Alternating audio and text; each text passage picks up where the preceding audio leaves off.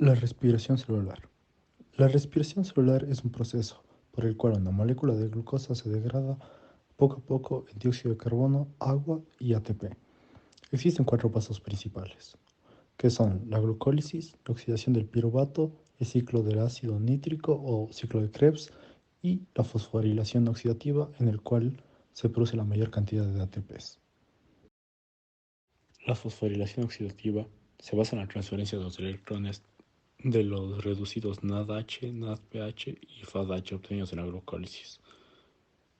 Dentro de este proceso se generarán 38 moléculas de ATP, que provendrán principalmente del ATP sintasa. Este funcionará a base de la cadena de transporte de electrones, que tiene cuatro funciones principales. La primera, entregar electrones de NADH y FADH2 a la cadena. La segunda, que es la transferencia y bombeo de protones. La tercera, que es la separación de oxígeno para formar agua. Y la cuarta, que es la síntesis de ATP impulsada por un gradiente que se va a generar en el espacio intermembrana.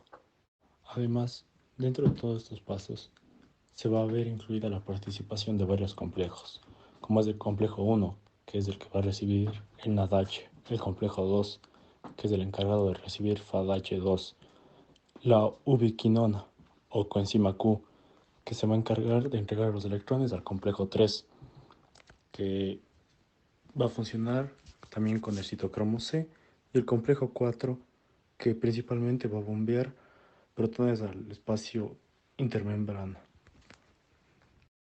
Al final, el conjunto de protones bombeados, desde el complejo 1 hasta el complejo 4, crearán un gradiente de concentración en el espacio intermembranal, lo que logrará que los protones o hidrogeniones pasen a la matriz mediante la ATP sintasa, creando ATP en su proceso.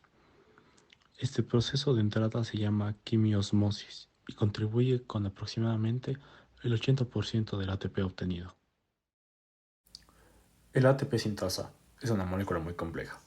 Para fines de ese estudio, se divide en cuatro partes. El primero, que es la turbina. El segundo, que es el eje de transmisión que está conectado a la turbina. El tercero, que también se le denomina cabeza, donde se encuentran las subunidades, donde se formará el ATP. Y el cuarto, el estator.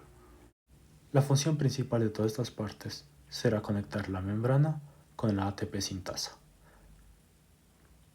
Además, existirán canales, cuya función va a ser bombear protones desde la membrana o de espacio intermembrana hasta la matriz mitocondrial.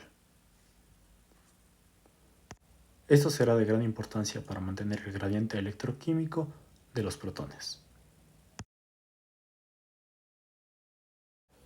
Una de las partes más importantes va a ser la cabeza, que va a contar con 6 subunidades. Estas de aquí se van a dividir de dos en dos. Su función principal va a ser producir ATP mediante presión. Entonces, se aprovechará cada una de las partes tanto para mantenerse fijada a la membrana como para la formación de ATP. Para esto se necesitará de la presión que va a ser generada cuando las subunidades se cierren y unan el ADP con un grupo fosfato libre mediante enlaces covalentes. Así se formará el ATP y el proceso se repetirá continuamente mientras exista el flujo de los protones y la ATP sintasa. A continuación, realizaré una breve explicación sobre cómo los electrones pasan a lo largo de la CTE y cómo esto genera una fuerza motriz de protones. Conforme los electrones viajan a través de la cadena, se desplazan de un mayor nivel de energía a un inferior, perdiendo energía, y se mueven de moléculas menos o más ávidas. Varios de los complejos de proteína utilizan la energía liberada para bombear protones desde la matriz mitocondrial hacia el espacio intermembranoso, para formar un gradiente de protones. Todos los electrones que entran en la cadena de transporte provienen de las moléculas de NADH y FADH2. Las lanzaderas redox permiten la oxidación del NADH. Estas lanzaderas están adicionadas por isoformas citoplasmáticas y mitocondriales de la misma enzima. Un ejemplo de estas es el glicerol 3P, que transfiere los electrones de NADH desde el citoplasma a la mitocondria, reduciendo de FAD a FADH2. La glicerol 3P deshidrogenasa citoplasmática cataliza la reducción de NAD-AP con un NADH para formar el 3-glicerol 3P, regenerando NAD+. De esta forma, el NADH de forma reducida tiene electrones de alta energía y pasa al complejo 1, específicamente al grupo mononucleótido de flavina, que está formado por la vitamina B2. Posteriormente, de este grupo mononucleótido de flavina se reduce a la forma de flavina H2, lo que permite que los electrones se muevan por medio de grupos hierro-azufre, enviándolos posteriormente a la ubiquitina Q, y se transforma otra vez en NAD+. En este proceso se libera energía para bombear 4 iones de hidrógeno desde la matriz, creando el gradiente para formar hasta 2.5 moles de ATP. Mientras tanto, los electrones de FADH2 inducen sus electrones a la cadena de transporte a través del complejo 2.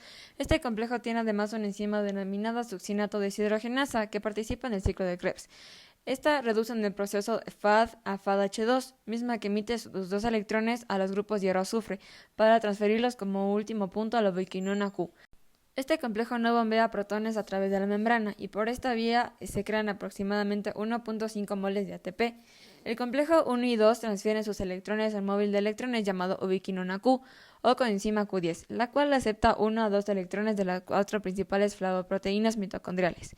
Forma el ubiquinol Q2, el mismo que es reducido con 2 protones de la matriz.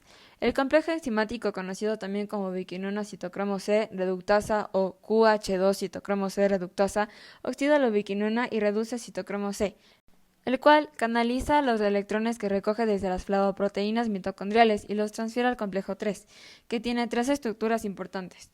Un centro de Riski que tiene 2 grupos de hierro-azufre, el citocromo 1 que tiene un grupo hemo y el citocromo B que tiene 2 grupos hemo. Los electrones que vienen del ubiquinol se separan en el ilicio del ciclo Q y después se transmiten a los electrones por el citocromo C. Este proceso proporciona suficiente energía y bombeo de protones para sintetizar cerca de 1 mol de ATP y bombea 4 hidrógenos. Luego, los electrones se transfieren a otro acarreador móvil llamado citocromo C, que transporta los electrones hacia el complejo 4, donde se bombean los últimos iones de hidrógeno a través de la membrana. Cada citocromo C transporta solo un electrón, por lo que la reducción del oxígeno a 2 moléculas de H2O por el complejo 4 requiere la presencia de 4 moléculas de citocromo C reducidas. El complejo 4 oxida el citocromo C móvil y transporta electrones a través de los citocromos A y A3. Finalmente reduce el oxígeno hasta formar 2 moléculas de agua, mediante la transferencia de 4 electrones desde el complejo 4 y 4 protones desde el compartimento de la matriz mitocondrial. Bombea protones hacia el exterior de las mitocondrias, con lo que se bombea 2 hidrógenos, mismos que sirven para sintetizar aproximadamente 1 mol de ATP por cada par de electrones. A continuación, visualizaremos el gradiente electroquímico creado por la CTE y cómo este se utiliza para impulsar a la síntesis de ATP. El flujo de electrones desde NADH o el FADH2 al O2 a través de complejos proteicos localizados en la membrana interna mitocondrial provoca el bombeo de protones hacia el exterior de la matriz mitocondrial. Entonces, esto genera una fuerza promotriz que está formada por un gradiente de pH y por un potencial eléctrico transmembranal debido a que hay una concentración más alta de hidrógenos en el espacio intermembranoso.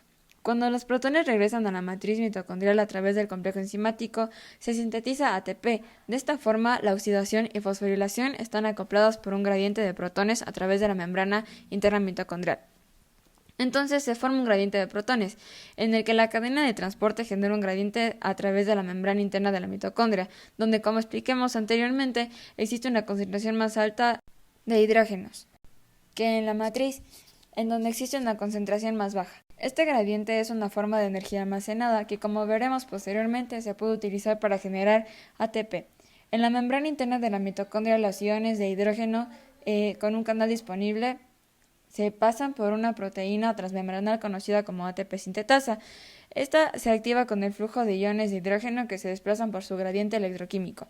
Este flujo causa que la ATP sintasa gire y catalice la adición de un fosfato ADP, con lo que se captura la energía del gradiente de protones en forma de ATP.